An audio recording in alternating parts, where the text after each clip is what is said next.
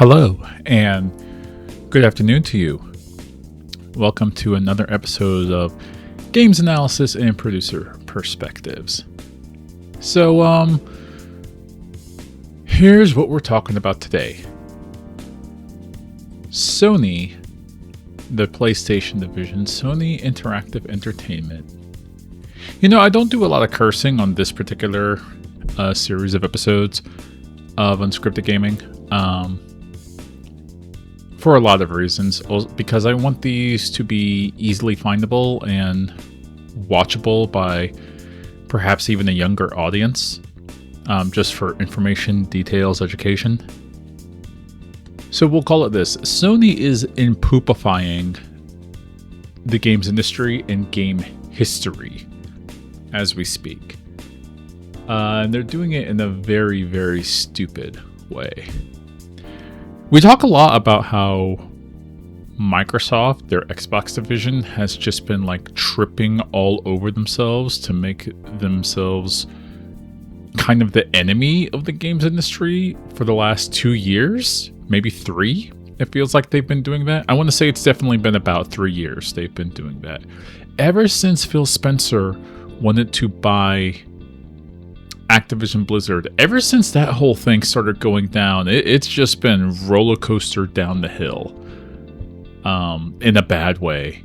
And, you know, Phil Spencer isn't even a part of the now Xbox division anymore, so what have you. Sony has decided to play catch up though. Sony's been making a lot of moves lately because now they don't view Microsoft as competition. That's my conspiracy theory about it. And to be fair, Microsoft has made so many different moves lately in the past several years that, yeah, I've said it before on this podcast, they're really not competition. Like, if there is a quote-unquote console war, with a very stupid phrase to say, that like doesn't mean anything anymore. So they're competitors. Between the PlayStation 5 and the Xbox Series X and S series of consoles, if you want to call those, they're at war with each other, they're trying to see who's better at making games. They're business competitors, but sure, whatever. And of course, no one acknowledges Nintendo inside of this quote-unquote war, battles, whatever, because if you include Nintendo in there, Nintendo won literally 4 times over. So they don't include Nintendo's competition. It's whatever. The PlayStation 5 has outsold the Xbox Series X and S 3 times over, last time I checked the numbers. I do believe there's something like 93 million PlayStation 5s lifetime unit sales as of end of quarter 2026, end of quarter 2 2026, end of quarter just being about 2 days ago. And last time I checked the numbers for Xbox Series X and S, it was still hovering around 35 million. So they're existing, yes, but there are 35 million is a lot of people. To be fair, it's not 95 million at all, not even close. So Microsoft has a lot of catching up to do, and because of that, Sony, for a lot of different reasons, you know, Microsoft is probably we're in a couple days where Microsoft is probably going to announce a lot of layoffs, realistically speaking, and probably close some more studios. Which studios, I don't know. I don't want to speculate into that right now. I speculated into that last episode.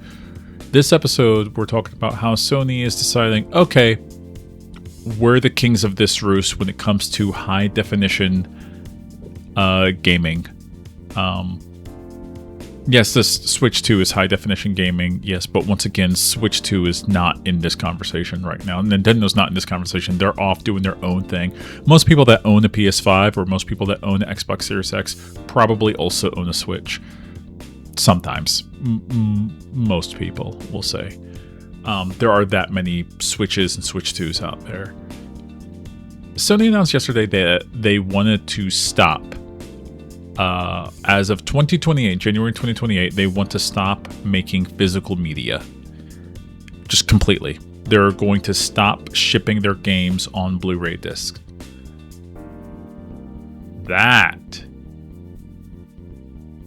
is awful. There's no other way to put that. That's awful. Disgusting. In a certain way. I'm being verbose about this. I'm being a little bit much about it. You know, before I go further, Sony owns the rights to the technology of Blu-ray. Sony, they are the creator, the proprietor, and the licensor of Blu-ray discs and technology. So every Blu-ray disc that you see, they had to pay a little bit of money to Sony for that disc even to be made. So it's weird that the proprietor of this type of physical media says, yeah, we're just not going to support it anymore. As a matter of fact, all of our video games that we're making for PlayStation 5 and presumably the PlayStation 6 will be digital only. And there's a lot of issues with that. Sony, you can read this on the PlayStation blog post. I'm not going to read it because I already read it several times, and I still think it's a bunch of corporate speak that I can read through now. Thank you very much, business degree. And I could have read through it before, but now I can read between the lines a little bit better. And I have this silly little thing called looking up data to say, like, man, what you guys are saying, you're just trying to pull the wool over everyone's eyes, and I can just see right through it clear as day. So they say that most of their video game sales are digital. So because the vast majority of their game sales are digital, it doesn't make sense to sell the games physical anymore. I got a couple of problems with that, so let's go over them. First things first. Let's talk about your unit sales of hardware. Sony does offer 2 different versions of the PlayStation 5. 3 different versions if you want to count the PlayStation 5 Pro, but no one's going to count that because very few people bought that thing. They didn't even sell that many of them. I think they sold like 100,000 of them or something. Not important right now to what we're talking about. It's also extremely expensive. I think that's close to like $1,000 or something, or 900, whatever. If you were to take the hardware sales of the PlayStation 5 disc drive version, which is the base model that was sold for $500, and then there's the PlayStation 5 digital version, which is a PlayStation 5 that doesn't have a disc drive. It just has 1 terabyte for storing games, and you can't put the disc in it. You could buy the disc drive separately for $80 more. So I guess if you're trying to be savvy and you want to save $20, well, there you go.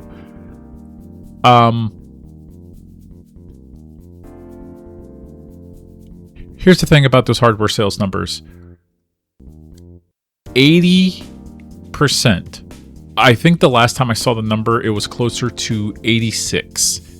86% of all lifetime hardware sales of the PlayStation 5 were the disc drive model.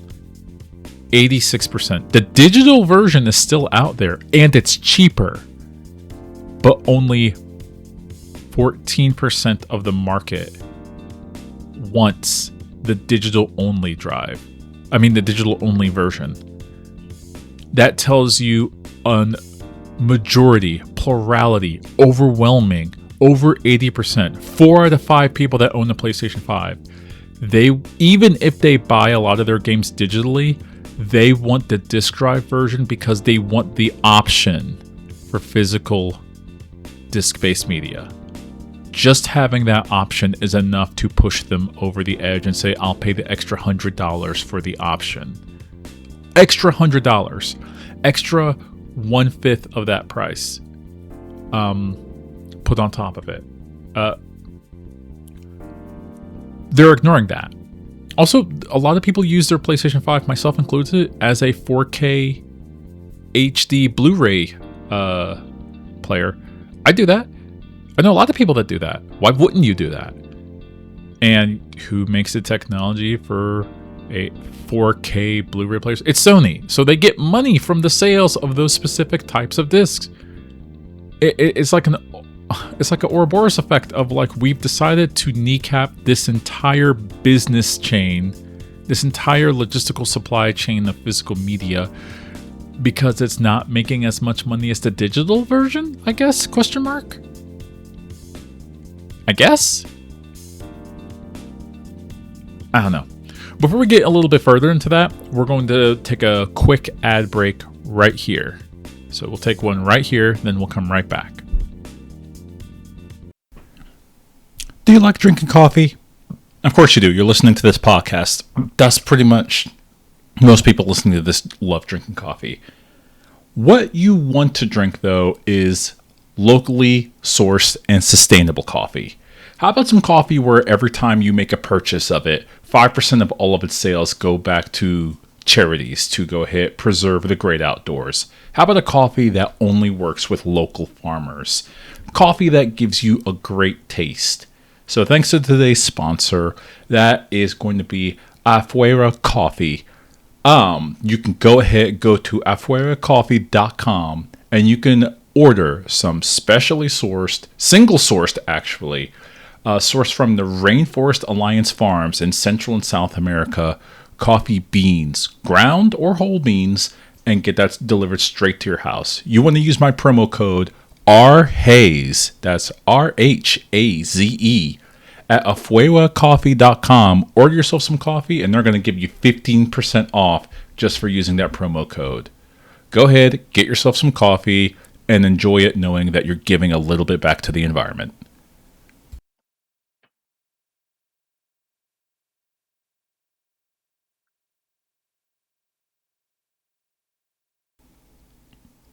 So you know what I like?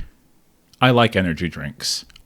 I take them every time right before I work out. And what I don't like about energy drinks is when you do take them, you do have a caffeine crash right after them. And so I'm always shopping around for different energy drinks that will give me a better caffeine high, as it were. Maybe a more natural high.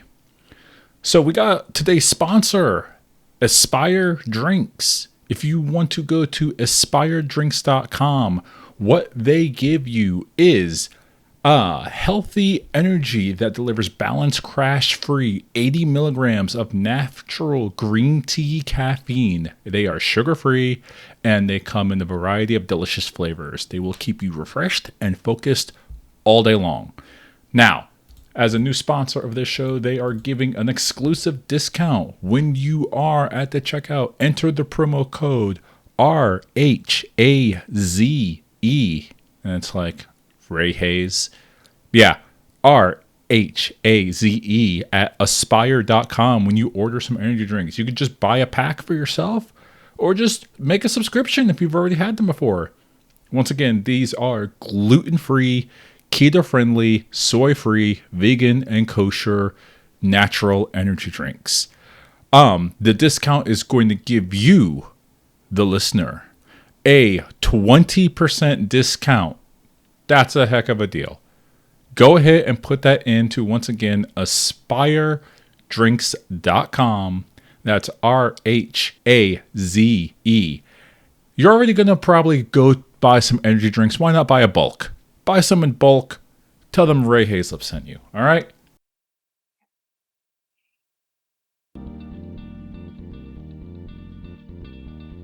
Okay, we're back. So here, some of you are probably thinking like, okay, I buy a lot of my games digitally. I play them, a lot of them through, we'll say, I play PC games. I play a lot of them through Steam. I haven't gotten a PC disc in like years, decades for some people. And you know what? That's fine. It's whatever. I'm going to be upfront with you. I don't care. Me personally speaking, like, hey, that's what you do. That's great. Hey, I buy games on Steam. That's great. That's not why I own a console. I own a PC because I use the computer for a variety of different things. It's not the main way I play video games. It's not the main way a lot of people play video games. It's the main way a lot of people in, say, outside of the United States play video games. Maybe in Japan as well. But a lot of people do like to play video games on the console. It's true. So we're talking about consoles here, not PC. I'm just kneecapping that argument before I hear it, or see it potentially in the comments. It's like, yeah, the PC gaming is not console gaming, so that's a completely different topic. If Sony wants to say like, hey, we want to be like PC gaming, then release games on the PC. And they have done that before. They have released games on Steam before. I'm not even a big fan of Steam. I'll be quite frank with you. I'm not a fan of most monopolies. Also, I don't trust Steam. I don't trust Sony either. Sony has, more so than Steam, Sony has shown to be just a horribly poor actor when it comes to digital rights management. They are a very poor actor in this regard. So, right before they made the announcement that they're going to digital games only, they announced to all PlayStation members that have bought films off of the PlayStation Store that Sony has lost the licensing rights to the movie publisher Studio Canal. And because they lost the licensing rights to that, over 500 movies, even if you paid for them, you paid $10 for them, you paid $20 for them, you paid $30 for the special edition, I don't know. But as of August, all 500 of those movies will be removed off of your hard drive and removed from your account. You will not be able to access them or play them anymore if it's a Studio Canal movie. I'm going to read for you a quote from Syracuse.com. They have an article talking about the types of films that are being lost. Not to time, you can still find these movies out in the wild. These are very popular movies once I start saying them. These movies, these films, these TV shows. These aren't no names, okay?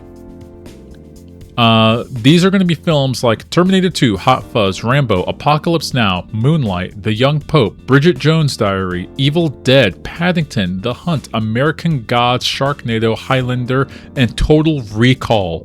These are extremely popular blockbuster movies owned under Studio Canal, and Sony couldn't find the rights to keep Terminator 2 and Rambo and Apocalypse Now, just to name a couple, onto your service platform? What are we doing here? What's going on here? And you want to trust them in perpetuity with your video game digital rights management when they can't keep movie digital rights management on lock? These are movies people bought. They weren't rented. There's a completely different price difference between renting a movie and owning a movie. These were movies that people owned, and they're gonna be removed from their accounts as if they didn't own them. I know some people will say, well, you own the license to them. Shut up. I'm gonna be honest with you right now. Shut up. If I pay $20 and it says you will own the licensing right to watch this movie whenever you want, that's the end of it. Yeah, I'm sure there's some fine details that say whenever you want unless we lose the licensing right. That's on you. Get those licensing rights. I paid for it. If it's too expensive, you should have charged me more up front, but that's what I paid for.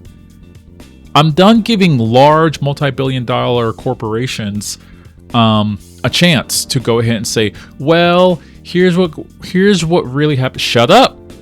Nope, that's not how the game is played. You want me to trust a digital future? Make it trustworthy. That's on you. Sony also announced just last month that they are going to be closing their Sony PlayStation stores to support digital sales of PlayStation 3 and PlayStation Vita digital games. So if you own a PlayStation 3 or if you own a PlayStation Vita, you will not be able to buy games from those stores. So again, this is not a corporation that's interested in game preservation. They just aren't. The PlayStation 3 and Vita have extremely unique architecture that cannot be easily replicated. So the games on there can't be easily replicated. I do want to note that, casual reminder, this is not the first time that Sony has attempted a all-digital console. The first time that they tried a completely all-digital console was with the PlayStation Portable Go. Now, don't get me wrong, PlayStation Portable, just the 1000 or 3000 series PlayStation Portable, phenomenal little handheld system. I still play it every so often to this day. I have only a handful of games for it, but I still have my what I call my White Whale game that I got on it not too long ago, Final Fantasy 1, the Anniversary Edition. Great game, and Final Fantasy Tactics War of the Alliance, which just got re-released on Switch. So I suppose I can get that now, but when I wanted to play it, it wasn't on Switch. So I got the PSP version, and one time during a long train trip from Chicago all the way to San Francisco, I played a ton of Final Fantasy Tactics, and I had a great time. That's an aside, though. The PSP Go, it was a PSP, except it had a sliding form factor, which is kind of neat, and it was digital only. You could not place discs, UMD discs in it, and it wasn't cheaper per se. It was about the same price. I think it was $20 cheaper. I take that back. I think when it first launched, it was a tiny bit cheaper. But yeah, you could only download games onto it, and it only came with a 16 gig card. You could upgrade it to a 32 gig, but it used proprietary memory, so that card was really expensive. So yeah, once again, that device released in 2009, and they discontinued it in 2011. 2 years. Nobody bought it. Nobody in appreciable numbers, I should say, bought it.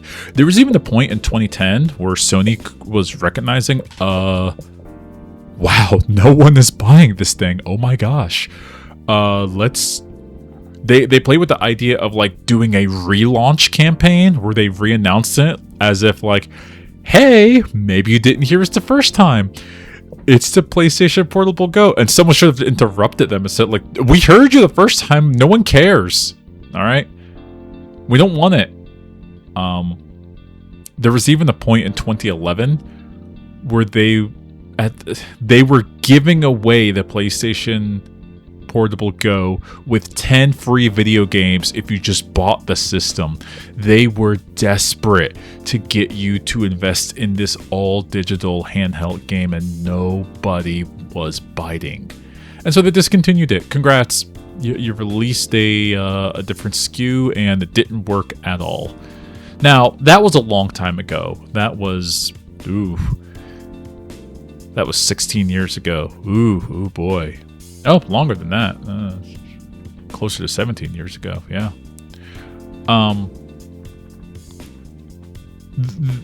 We're at a different point now. So a lot of people are invested with their hard drives to buy digital games. There aren't a lot of games that fit on hard drives, though. For example, I have a copy of Final Fantasy VII Remake, the PlayStation 4 copy. And I got the Intergrade update to it, which was $20 or something like that. By the way, that was a headache and a half to figure out how that worked. So now my copy of Final Fantasy VII Remake on my PlayStation 5 runs at a beautiful 4K resolution at 60 frames per second. It looks amazing. It is a shockingly amazing looking game.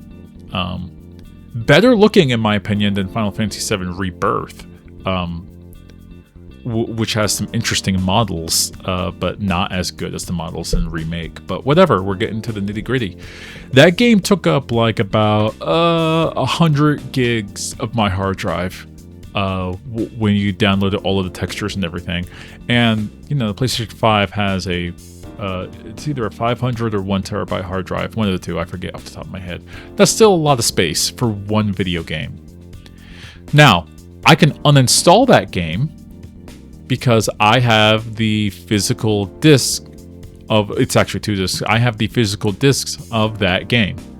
So I can uninstall it off of my hard drive and be no problem. If I want to play it again, maybe I do want to play it again, I can just go back, reinstall it. It takes a long time, but it'll play back on my console. It's fine. What if Sony pulled what they just pulled with those movies? And they've done it before. They have pulled whole games before. What if they pulled like, hey, you know what? We're just not going to support the licensing rights for this game anymore. It's gone, and if you try to launch it from your hard drive, it won't work. They could do that. Some of you right now, there's statistically speaking, there's probably 2 people right now listening to this that say like, Sony would never do that. Why not? Why wouldn't they? They've done it before. They've absolutely done it before. Do you really think that they won't just say like, hey, this game just doesn't work anymore? You downloaded it from a digital server. Oh, what's that? You paid for the game and you uninstalled it to make room in your PlayStation? Too bad you can't re-download it. It's gone. Forever, you heard? You paid money for it? Well, you paid money for the licensing rights for that game. Okay? Do you understand what that means? It means that when our license on it expires, you, consumer, don't own it. Now, I know some people will get into the nitty-gritty and say, well, you technically have the licensing right to the disc. Yeah, cute, great, nice. They're not coming into my house to take the disc out of my library. Like, realistically, you want to talk realism? It's much easier for them to realistically delete the code and data and copy off of a server farm than it is for them to drive to everybody's house for a game that sold millions of copies and physically remove it. That's actually not going to happen. Now, you can make the case that, well, what if they send a code sequence to brick your PS5 or PS6 or whatever so that that disc doesn't work in the console? Try it. Go ahead. Let's take the step into that weird future. I doubt that will ever happen. That seems like way more trouble than it's worth, and probably a pending lawsuit, because that actually might step out of bounds of what you could be able to do when someone buys something physically from you. So go ahead and try it. That will, by the way, if anyone actually takes that step of like, hey, we sent a code so that even if you own the physical copy of this game, no one will ever plug their console. No one that's an enthusiast will ever plug their console into the internet like ever again. Heck, you might even have people that aren't enthusiasts. Once they catch a whiff of that, once they hear that, they're like, oh, let me just, I guess I don't need to play multiplayer games on this thing or something like that. That would be the Rubicon that gets people to kill online gaming. That would be the end of it. So I don't think anyone's willing to take this step. This step that Sony is taking, though, has been wildly unpopular. Because Sony is correct. A lot more people, when they buy a brand new game, they do typically buy the digital version and download it onto their hard drive. But that's playing with some dangerous numbers there. Here's the thing. When a lot of people buy a new game, myself included, if the game doesn't have a physical version, then I will buy the digital version because it's my only choice. Simple as. For example, I later on, maybe this week or next week, I want to play Undertale Chapter 5. There is no physical version of Undertale Chapter 5. Deltarune Chapter 5. I'm getting that mixed up. As a matter of fact, let's talk about Undertale. I have 2 different copies of Undertale. I have a digital version on Steam, and I have a physical version of Undertale for my PlayStation 4, like a couple feet behind me. That physical version is a special edition, and you can't easily buy it. That's not a humble brag. I'm saying that most people that have played Undertale have played the digital version of it. The vast majority, well north of 99%. I'm willing to say that number. That's the reality of it. Most indie games aren't released physically. You can go to certain like boutique shops and find the physical version of those, of which sometimes I might buy, but not everyone does that because typically they have a huge markup for them because that's not how the game was originally released.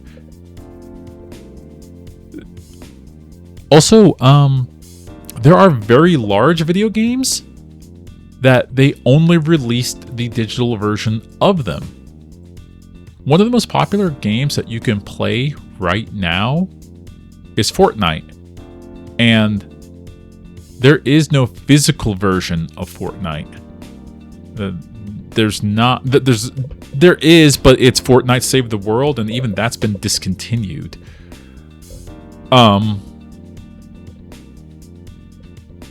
There's no physical version of Call of Duty Warzone, right? There's no physical version of, even though it recently is getting like in zombie mode, but there's no physical version of Destiny 2. There used to be a physical version of it. I have the physical version of Destiny 2 Forsaken. It doesn't do anything, not really, when I put it in a disk drive, but I have it. It's there. It exists. It's not the way you can play the current version of Destiny 2 that exists. It just isn't. So, is that being factored in? What about Minecraft, one of the most popular games in the world? There's not a physical version of Minecraft. There kind of is, but not really. You download it from the Microsoft Store, or you download it from the Sony PlayStation Store. You download it. And yeah, those games are very popular. There are a bunch of video games out there where downloading it is the only option. And if there was a physicalized version of it, people typically would buy them. I'm not going to go ahead and sit here and say that there aren't a lot of people that aren't diving deep into buying digital versions of games. There are. A game I played somewhat recently that I got the digital version of it that I really liked, and I would have gotten the physical version of it, but I had a gift card for $50 for a $60 game. It was Pragmata. And I thought, well, I have this gift card right here, and it already has $50 on it, and I guess I'm gonna buy the digital version of Pragmata. Otherwise, I would have bought the physical version. How about Clair Obscur, Expedition 33? I tried desperately to get the physical version of that game. It's just hard to find. I couldn't easily get it. They only printed so many copies. I would gladly own a physical version of that game, but I had to get the digital version of it. That's a single-player turn-based RPG. Of course I want the physical version of that game, but it literally wasn't an option for me. I literally could not. Well, without being like scalped or paying like hundreds of dollars for a $60 game. I don't think that's fair. I just wanted the physical version of the game. Couldn't find it anywhere. I think it's getting re-released, the physical version of it. And when it does get out there, I will I will go ahead and get it. But yeah, that's a phenomenal game. Sometimes we're boxed in at times, and getting the physical version isn't an option. I don't think Sony cares to factor those edge cases in. I will acknowledge that what I've just listed is sometimes that's an edge case, but that's still me saying the majority of my games that I've purchased are physical. The vast majority, unless they're indie games, then they're going to be digital. And a lot of people buy indie games. How about the game that just came out not too recently, Slay the Spire 2? That is my favorite poster child lately for a very successful indie-based game. Digital only. There is no physical version of that game. The game sold 3 million copies in 1 week. Digital only. How about Mina the Hollower? Yacht Club Games. There is no physical version of that game. I wish there was. I would buy it. Yacht Club Games. I know you're going to make a a physical version here soon. Please do. I'll buy it. I have the physical version of Shovel Knight. You know I'm good for the money. Come on. Sometimes I don't have the option. If it's an indie game and I want to support that studio, it's digital only. Sorry. What do you want me to do about it? Not buy the game, I guess, because there's no physical option? So I don't think Sony's factoring that in. And I don't think they're caring to factor that in. Why would they care to factor that in? So on its face, the argument is a lot more complicated than just no one is buying physical games. It's way more complicated than that. Also, there is a storage crisis thanks to AI data center build out and tariffs and a bunch of other things. Who's to say how much a PlayStation 6 would even cost? Because there's rumors that that's being built and coming soon. Does anyone listening to this even want the PlayStation 6 if it would cost $1,000? That's the rumor floating around. Floating around right now is, yep, Sony is working on a PlayStation 6 and it will be a $1,000 console. Oh, neat. I don't want that. That's a lot of money. That is a lot of money for a video game console. I'm not saying I haven't over the course of like insert X number of years here spent $1,000 on video games, but I have a Switch 2, and over the Switch 2 is now a little bit over a year old. It's 1 year, 1 month old. I have not put $1,000 into my Switch 2. When you account the console, when you account for all the games I've bought for it, it's not even close. I think it's like $750, maybe. You account the handful of games I bought for the Switch 2, and even all the indie games I've bought for the Switch 2, maybe it gets close to $750. But no, I don't think it's at 1,000 yet. That's a lot of money for one console that probably won't have a disc drive, so any games that you buy on it will be digital only. Why should I buy? That's the thing that Sony is going to have to march out in front of a stage to try to convince people. Here's why you should buy a PlayStation 6. We know I'm just going to go ahead and call it now. It probably won't have a disc drive because they're making this announcement. We know it won't have a disc drive, so we know you technically will not own any video game that you buy for it. And the price is scary, $1,000. But here's why you should get it. And they're going to say a bunch of words and no one's going to listen to it. Why? Because to this day, people are still buying PlayStation 4s. Because no one wants to spend. The PlayStation 5 has gone up in price to, I think it's like $700, $750. There were a lot of people skeptical on buying a PlayStation 5 for $500. Granted, not me. I bought it within the first year of its existence, I think. First or second. Basically, when I was able to get one and it wasn't at scalper prices, that's when I got a PlayStation 5. I guess that was 2022, 2021, something like that. And I was never going to pay $1,000 for a PlayStation 5. There are some people that did, and it's like, what are you doing, and why are you doing that? There are some people that paid scalper prices for PlayStation 5s, and now their scalper prices are now just the price of a PlayStation 5. That's crazy to me. I think I can go ahead and say that for most people, the PlayStation 5 is PlayStation 6. If it was to release at $1,000, that would be a hard line for most people. There are humans on this planet that cannot tell the graphical fidelity difference between a PlayStation 4 and a PlayStation 5. I am literally married to one of them. They're like, I guess it looks different. And they're correct to say something like that because it's not that different. It's not hundreds upon hundreds of dollars different. It just isn't. Now, you want to give some sympathy to a giant multi-billion-dollar corporation? Sure, let's give a little bit of sympathy. Yes, a lot of this is caused by AI data centers. A lot of the tech hoarding is caused by AI data centers. That's what will probably float up the price. Why is Sony going for an all-digital future? I don't know. Greed, control, money. That's all I could say for that. But if you want to go ahead and say that, hey, this isn't their fault, sure, yeah, there's an argument to be made there. And once again, me as a consumer, I don't care. I actually don't care. Your video game console, whatever it is, I'm okay if you support the PlayStation 5 for another 5 more years. I'm going to be that person.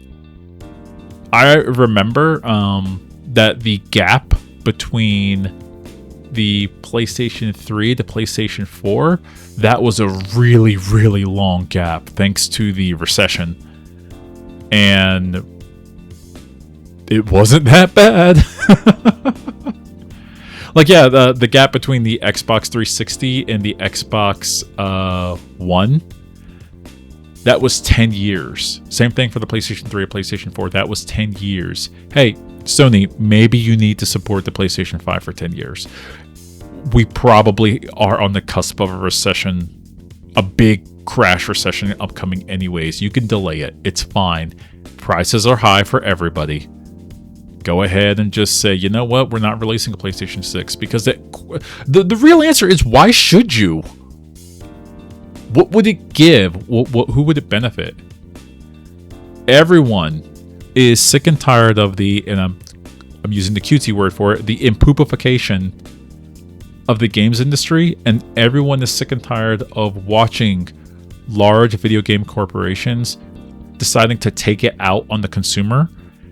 Not saying that they have to bite the proverbial bullet and sell the console at a loss, but maybe they're not being smarter about how they're selling the console. Once again, I am going to point back to Nintendo. I'm not saying Nintendo's perfect. They're also a multi-billion-dollar corporation that you should look with a side eye and be distrustful of, because they will screw you over if they're given a chance. They absolutely will.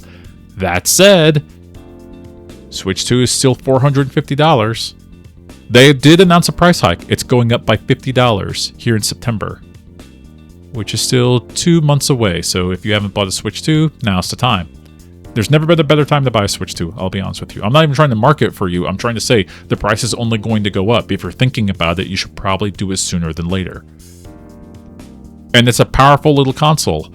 And no, it's not as powerful as a PlayStation 5. It's not even as powerful as an Xbox Series X. It's just not. I don't care.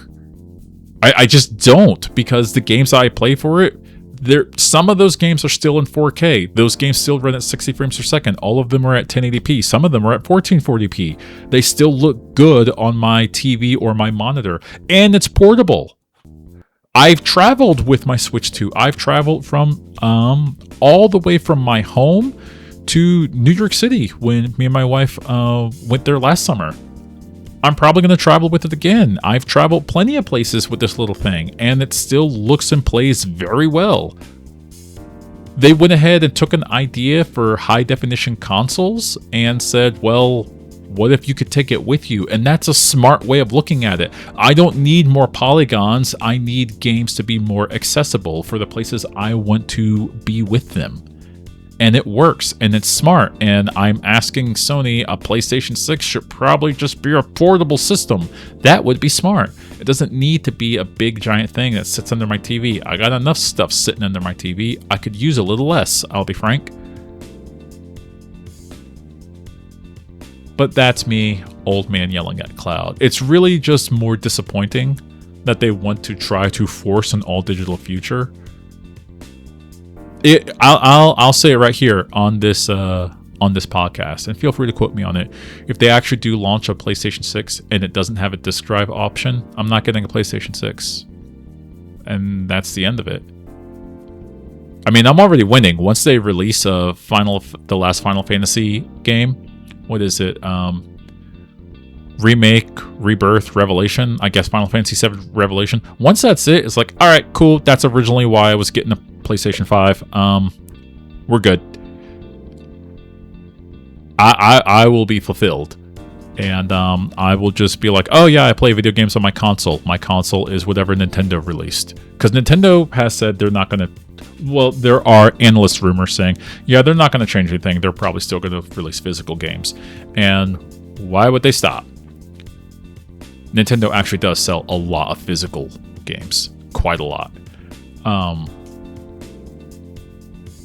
I wonder how GameStop is going to take the news of Sony saying that they're not going to release physical games. Oh, I guess I would be remiss if I didn't note that, hey, yeah, Microsoft said, yeah, our brand new console, it also won't have a disc drive. Microsoft, shut up. No one asked you.